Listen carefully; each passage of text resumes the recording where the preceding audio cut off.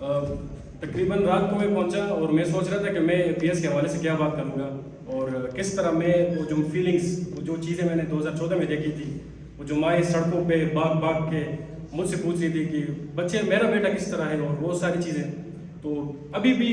मेरा जो दिल है वो काम रहा है कि वो जो, क्योंकि अभी मेरे पास वो टेक्नोलॉजी नहीं है कि मैं आपके सामने वो सारी चीज़ें इधर डिस्प्ले करता, वो जो चीखें मैंने सुनी थी वो आपको सुनवाता। तो इस इवेंट के लिए ये तकरीबन काफ़ी, जब से ये इंसिडेंट मैंने खुद देखा है तब से मैं इसी को ऑब्जर्व करता हूँ हर साल, और मुख्तलिफ जगहों पे, सिर्फ ये नहीं कि मैं पेशावर का हूँ तो बस पेशावर में ही करता हूँ, इधर हज़ारा यूनिवर्सिटी में हमने की है और मुख्तलिफ जगहों पे। सबसे पहले मैं बहुत शुक्रगुजार हूँ डिस्ट्रिक्ट यूथ ऑफिस मनसेरा का, जिन्होंने बहुत सी शॉर्ट नोटिस पे इस प्रोग्राम को वेलकम कहा, और ये जो सारी ये जो इधर अरेंजमेंट्स हैं, तकरीबन इनकी वीकेंड हमने ख़राब की, और तगदो तो वैसे भी करते रहते हैं। इसके अलावा जो दुबई स्कूल इंतज़ामिया है, प्रिंसिपल साहब हैं, इनका भी बेहद मशकूर हूँ, क्योंकि इन्होंने भी शॉर्ट नोटिस में इस तरह कोई भी नहीं करता। हम भी स्कूल चलाते हैं, हम भी इस तरह इवेंट्स वगैरह करते हैं, तो हमें पता होता है कि तकरीबन 10-15 दिन पहले हमने प्लानिंग्स करनी होती है। वैसे आप लोगों को थोड़ा सा मैं बता दूँ कि किस तरह क्या होलनाक एक वक्त था। मैं स्कूल में तकरीबन 9th क्लास में था, मैं स्कूल का प्रीफेक्ट था, और हमारा जो चाचा था क्लास 4 था, वो आया कि आपको प्रिंसिपल साहब बुला रहे हैं। मैंने सोचा पता नहीं क्या होगा, मैं भाग के सर के ऑफिस चला गया, और सर ने कहा कि आप इस तरह करें कि सब बच्चों को आपने ऊपर इकट्ठा करने और जल्दी। मैं भी जल्दी, जो मेरे पास टीम थी, प्रीफेक्ट थी, मैंने उनको बताया कि सब ऊपर आ जाए। अब जैसे गए तो उन्होंने कहा कि आप लोगों ने बैग्स बंद करने हैं और सीधा आप लोगों ने जाना है, और जैसे आप लोग घर पहुंचे तो हमें कॉल बैक करनी है कि आप लोग घर सही सलामत पहुंचे। हमें तो पता नहीं था, हम तो स्कूल में थे, मोबाइल से इतना दौड़ तो नहीं था। तो अनफॉर्चुनेटली मसला ये भी था कि हमारा जो यूनिफॉर्म था और APS स्कूल का वो भी सेम था। उनका ग्रे कलर ट्राउजर था और हमारा ग्रीन कलर था। बाकी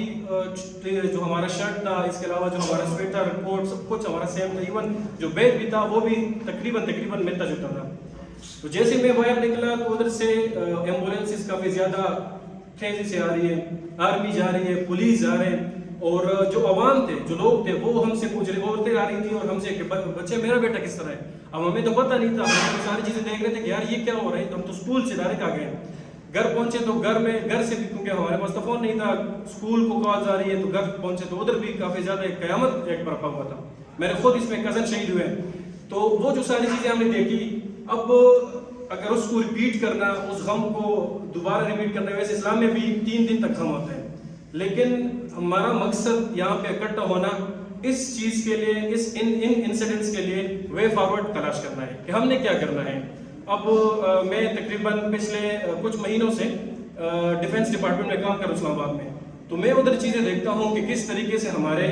आर्मी ऑफिसर्स रोज़ाना की बुनियाद पे वो शहीद हो रहे हैं और इस मुल्क के लिए कुर्बानी हो दे रहे हैं। तकरीबन 3 दिन पहले जो दराबंद में DI खान में वाक़या हुआ था, APS में तो बच्चों को उन्होंने शहीद किया था, दराबंद में हमारे आर्मी ऑफिसर्स को कैप्टन रैंक, मेजर रैंक और लेफ्टिनेंट रैंक तक उन्होंने शहीद कराए, और वो भी इसी तरह रात के अंधेरे में 3 बजे तक उनके ऊपर हमला हुआ था। परसों कल आप लोगों को शायद इंफॉर्मेशन आई होगी, टानक में हेडक्वार्टर के ऊपर हमला हुआ था। तो वो चीज़ें तो अभी भी चल रही है, और हमारी जो आर्मी है, हमारे जो आर्म फोर्सेस हैं, वो अभी भी कोशिश कर रहे हैं, लेकिन इसमें वो अगर कुछ कर रहे हैं और हम उनके साथ खड़े नहीं होते, और या हम कुछ लोग आके उनको क्रिटिसाइज करें कि यू आर नथिंग, तो मेरे ख्याल में ये हमारे आर्मी के साथ और हम लोगों के साथ, जो मैं खुद भी आर्मी की फैमिली से हूँ, मेरे वालिद साहब ने सर्व किए, तो मैं जब इस तरह बातें सुनता हूँ कि मेरे वालिद साहब के तकरीबन 6 बुलेट्स उनके इधर लगे हुए थे जब हमें कॉल आई थी, ये 2010 की बात है, और उन्होंने कहा कि भैया आपके वालिद साहब पेशावर CMH में हैं। तो आप लोग फील कर सकते हैं कि एक बच्चे को कॉल आए और वो फिर उनको ये बताएं कि आपका वालिद साहब सीरियस कंडीशन में। हम गए तो हमारे वालिद साहब हमें जानते नहीं थे कि भाई आप कौन हैं। 42 स्टेजेस उनके लगे हुए हैं। तो ये कुर्बानी उन्होंने किस लिए दी है? अगर हम कुछ, जैसे एक मुहावरा भी है कि एक गंदी मछली सारे तालाब को गंदा करती है, मेरे ख्याल में अगर हम इसको यहाँ पे फिट कर दें तो थोड़ा सा मैं उसको सिक्योर कर लूँगा کہ ہوتے ہیں 5 انگلیاں برابر نہیں ہوتی، اداروں میں مختلف قسم کے لوگ ہوتے ہیں، لیکن میں یہ سمجھتا ہوں کہ پورے پاکستان میں ایک ہی واحد ادارہ ہے جس پہ ہم سب اکٹھے ہو جاتے ہیں، اتفاق کر لیتے ہیں کہ یار یہ لوگ ہیں جو ہمیں بچا سکتے ہیں، ہمیں سب سپورٹ کر سکتے ہیں، اس ملک کی سپورٹ کے لیے، اس ملک کی حفاظت کے لیے وہ چاقو چوبند ہوتے ہیں۔ پولیٹیشین کی باتوں میں اگر آپ آتے ہیں اور وہ اگر ورگلاتے ہیں، میرا یہ ایک مائنڈ سیٹ تھا کہ میں بچوں کے سامنے آؤں گا، تو یہی جو میرا ایک نظریہ ہے کہ آپ لوگوں کو میں سمجھاؤں کہ بچوں آپ لوگوں نے کسی کی باتوں میں نہیں آنا، کیونکہ آپ لوگ یا تو شاید ہم اپنے تاریخ سے ناخبر ہیں کہ ہم نے کیا کی ہے، یہ 1947 سے لے پہلے جو ہم ایک قوم تھے، ابھی وہ قوم ہم کیوں نہیں بنے؟ 75 سال گزر گئے اور ابھی تک ہم فلاں پارٹی کے پیچھے اور فلاں بندے کے پیچھے، اور یا ہم نے بالکل ایک قوم نہیں بنے۔ انڈیا کو دیکھیں، وہ چندریان 3 انہوں نے مون پہ انہوں نے لینڈ کی ہے، اس کے علاوہ ابھی وہ دوبارہ میزائل سسٹمز ان کو دیکھیں، پورے دنیا میں صرف آئرن ڈوم کی جو ٹیکنالوجی ہے وہ اسرائیل کے پاس ہے، ابھی انڈیا کے پاس ٹیکنالوجی وہی آئی ہے اور اس کے ٹرپل گنا اس کی ڈبل وہ اس کا رینج ہے، S-400 میزائل سسٹم ہے۔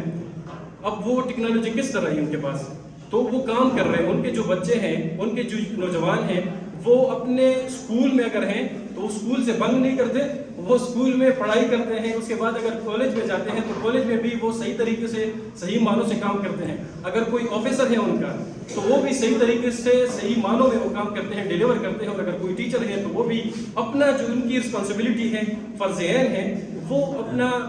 ڈیلیور کرتے ہیں، تب جا کے وہ قوم بنے۔ عالم کے وہ تقریباً کتنے قوموں میں بٹکے ہوئے ہیں، ہندو کے اندر کتنے ٹائپس ہیں، سب سیکٹس ہیں، ہم لوگ کا ایگزیکٹلی، اور ہم لوگ کتنے زیادہ سے زیادہ پنجابی، پٹھان اور بلوچ اور سندھی، گلگت اور کشمیر، یہ 5-6 صوبے، اگر صوبے کے نام سے سوری میں نے ہو گیا، یہ 5-6 قوم بڑے بڑے قوم ہیں، ان کے اندر تو لاکھوں تک وہ ان کی جو بھگوان ہیں، وہ کاسٹ ہیں، وہ پہنچے ہوئے ہیں۔ تو یہ ہے کہ انہوں نے اس طرح کیا۔ اب چائنا کو دیکھیں، چائنا بھی ہم سے بعد میں آزاد ہوا ہے، اب چائنا کدھر پہنچے ہیں؟ وہ ابھی 2023 انہوں نے بتایا تھا کہ ہم سپر پاور کا ہم اعلان کریں گے، لیکن پھر انفارچونیٹلی کورونا آیا، اور کورونا کے پیچھے بھی جو ریزنس تھی وہ آپ لوگوں کو پتہ ہے، تو کسی طریقے سے وہ بھی اپنے آپ کو ڈیولپ کر رہے ہیں۔ ملیشیا کو دیکھیں، جو ملیشیا اور انڈونیشیا، ہم سے انہوں نے PIA نے ان کو ایک پروجیکٹ پلان دیا تھا کہ آپ لوگ کیا کر رہے ہیں، جو ہمارا PIA تھا یہ 1965 1965 اور 56 اس کا ٹائم ہے، جب ہم نے ان کو پروجیکٹ دیا تھا کہ آپ لوگ یہ اپلائی کریں اپنے ملک میں، تو آپ لوگوں کا جو ایئر لائن سسٹم ہے وہ کافی زیادہ بہتر ہوگا۔ ابھی ہمارا جو ایئر لائن ہے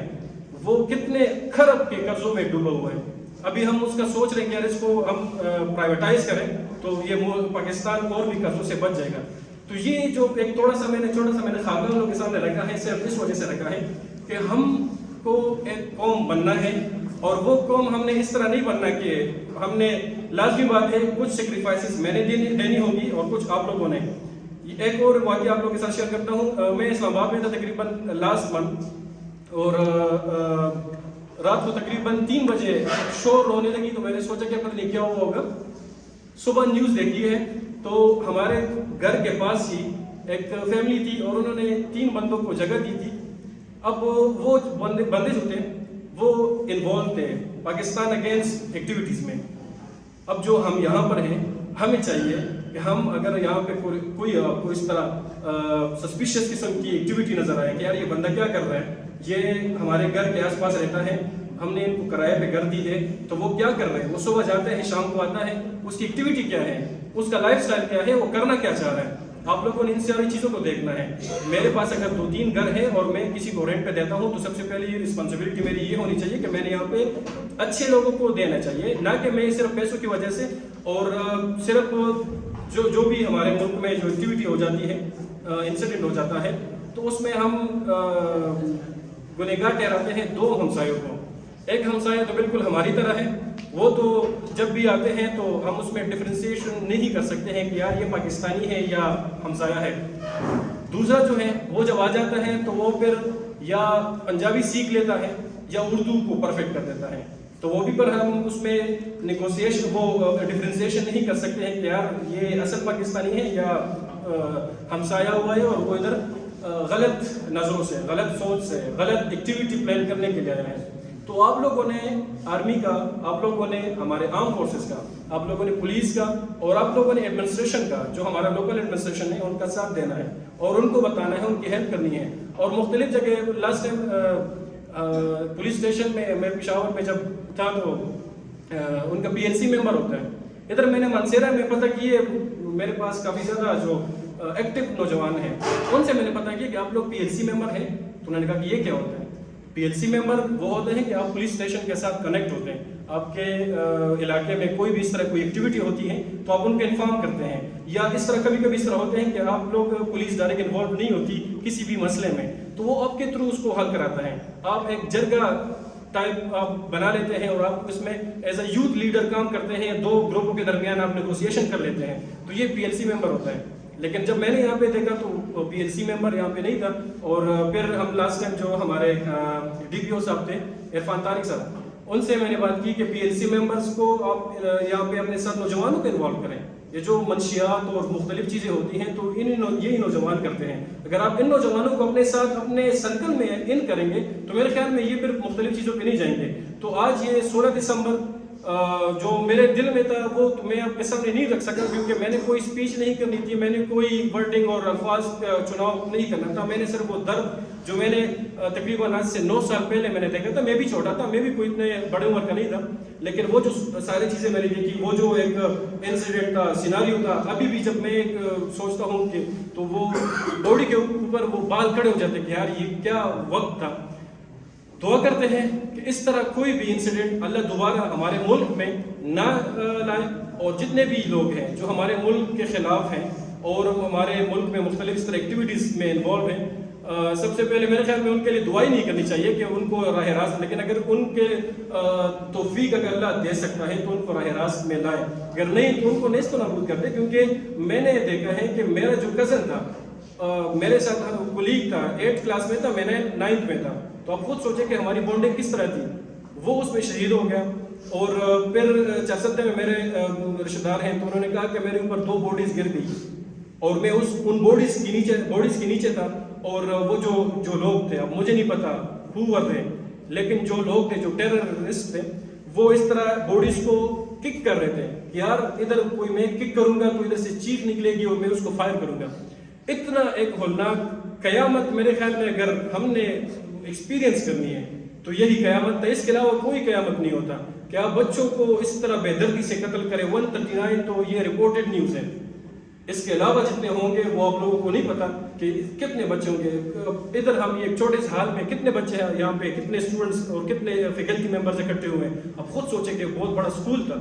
और इस तरह इन्होंने फिर कत्ल किया। तो ये एक थोड़ा सा जो मेरे दिल में दर्द था वो आप लोगों के सामने मैंने रखा। Thank you so much DYO, thank you so much Dubai international school की इंतज़ामिया जो आप लोगों ने मौका दिया और इस प्रोग्राम को आप लोगों ने कामयाब बनाया। शुक्रिया, थैंक यू सो मच।